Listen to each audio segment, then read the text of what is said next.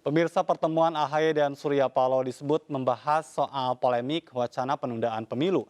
Menariknya, pertemuan dilakukan setelah Surya Paloh bertemu dengan Ketua Umum Partai Golkar Erlangga Hartarto. Satu dari sejumlah elit politik yang kita tahu menyebutkan soal wacana penundaan pemilu. Bisakah Nasdem dan Demokrat bermitra menghadapi pemilu 2024? Untuk membahasnya sudah bersama kami melalui sambungan Zoom ada Pak Herman Heron, Kepala Badan Pembinaan Organisasi Keanggotaan dan Kaderisasi Partai Demokrat, dan juga Saan Mustafa, Sekretaris Fraksi Partai Demokrat DPR RI. Selamat malam, Bapak-Bapak. Malam. Selamat malam. Baik, terima kasih Pak Saan dan Pak Herman. Saya ke Kang Saan terlebih dahulu karena yang menarik ini Bang Surya Paloh ditemui ya oleh dua partai politik setidaknya di bulan ini. Sebelumnya ada Golkar, kemudian sekarang yang hadir di Nasdem Tower adalah Ketua Umum Partai Demokrat. Kalau dari Nasdem sendiri, bagaimana menyikapi pertemuan demi pertemuan itu? Ya, menurut saya pertemuan antar pimpinan partai kan hal yang biasa dan itu wajar. Apalagi dalam konteks kita akan menghadapi pemilu 2024 yang kurang dari 2 tahun lagi. Ada pemilu dan ada pilkada. Dan tentu masing-masing partai berkomunikasi untuk mencari titik-titik irisan persamaan yang mungkin nanti di 2024 bisa bersama-sama. Misalnya terkait dengan soal pemilu presiden, karena masing-masing partai kan tidak bisa mencukupi untuk maju sendiri mengusung pasangan calon presiden. Karena undang-undang mensyaratkan presiden threshold-nya kan 20%. Ya. Jadi menggunakan pemilu 2019 yang lalu.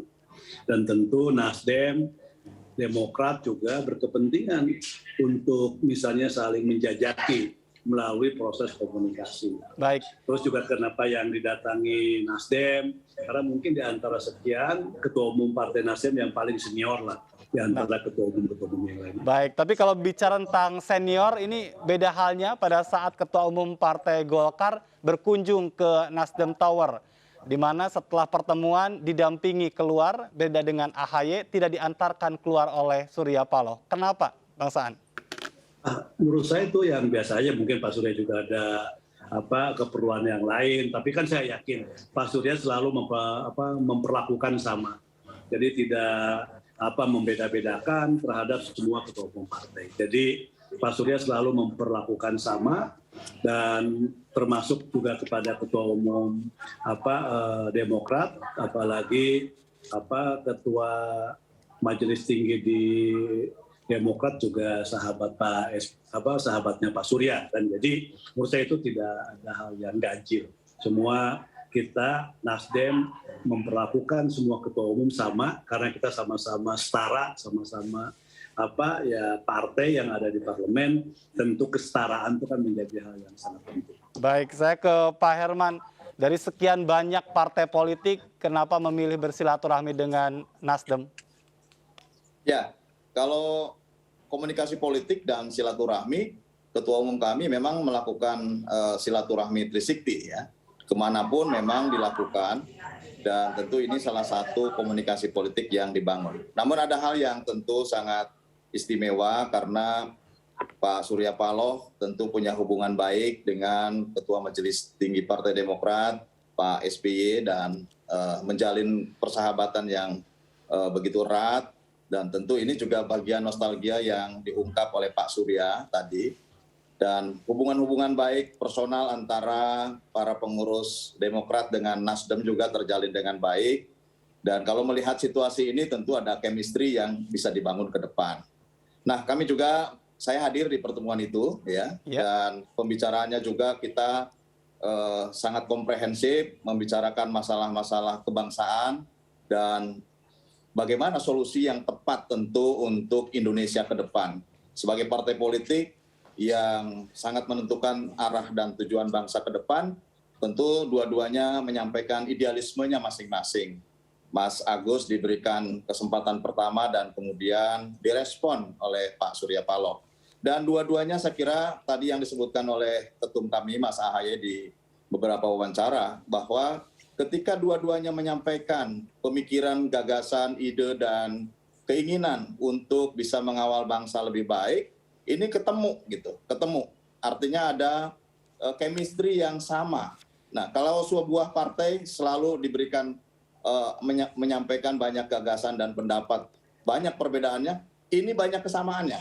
Nah, oleh karena itu membuka ruang dan opportunity ke depan dengan tidak saling mengunci dan sama-sama bagaimana Partai Demokrat dan Partai Nasdem juga untuk bisa terus berkiprah lebih baik terhadap bangsa dan negara ini. Baik. Nah, Pak ini Herman. menjadi kesepakatan, artinya kita untuk terus menjalin komunikasi politik sambil kita juga berkontribusi besar terhadap bangsa ini, juga mencapai sasaran dan target masing-masing partai sehingga tidak saling mengunci dan pada akhirnya kita mencari titik atau simpul yang tepat nanti ke depan bagaimana kita merumuskan pemimpin bangsa yang tepat gitu. Baik, yang menarik kemudian adalah pada saat pembicaraan tadi siang itu bicara tentang penundaan atau wacana penundaan pemilu yang menjadi polemik. Kita tahu bahwa Demokrat punya statement yang tegas akan hal tersebut, atau jangan-jangan ke Nasdem ini karena sebelumnya Ketua Umum Partai Golkar sudah bertemu dengan Pak Surya Paloh. Kalau persoalan ini sama saya kira antara Demokrat dan Nasdem. Demokrat memang lebih tegas untuk menyampaikan ke publik bahwa kita menolak terhadap wacana perpanjangan tersebut. Namun pada sisi lain bahwa kita meletakkan persoalan ketatanegaraan ini terhadap konstitusi negara, Undang-Undang Dasar 1945, ya ini menjadi kesepakatan kami gitu, bahwa segala sesuatu yang ini menjadi urusan kenegaraan, konstitusilah menjadi dasar gitu. Oleh karenanya tidak ada ruang untuk perpanjangan presiden ini kan tidak ada ruang dalam konstitusi gitu. Nah, oleh karenanya inilah yang kemudian menjadi kesepakatan, ada kesepahaman bahwa konstitusi menjadi sebuah guidance bagaimana memang untuk merumuskan ketatanegaraan ke depan.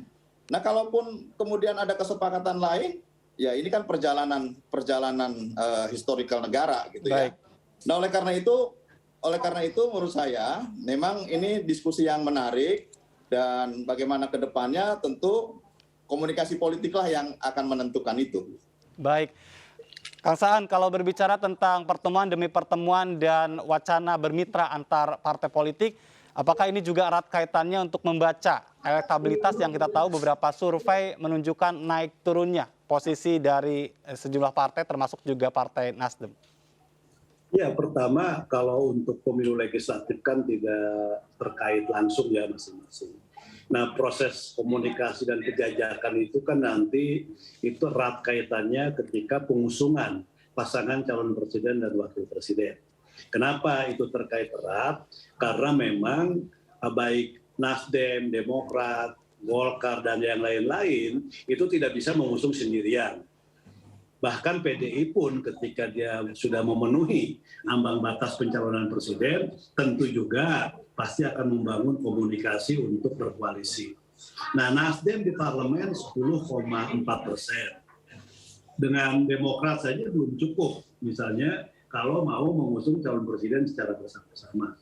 Minimal dengan 3 partai. Nah, karena itu maka menurut saya menjadi hal yang sangat penting dan juga strategis kalau memang wacana untuk nanti bersama-sama itu dibangun dari sekarang. Jadi penjajakan, komunikasi, terus juga menyamakan pandangan itu menjadi hal penting dimulai dari sekarang. Dan baik. Jadi ini hal yang pentingnya. Baik, tapi kriteria capres yang mana yang akan membuat Demokrat dan Nasdem ini sama? Karena saya pikir sekarang masyarakat membaca juga ini capresnya beda-beda. Tapi kita akan lanjutkan usai jeda. Tetap bersama kami, tetap di MNC News Prime.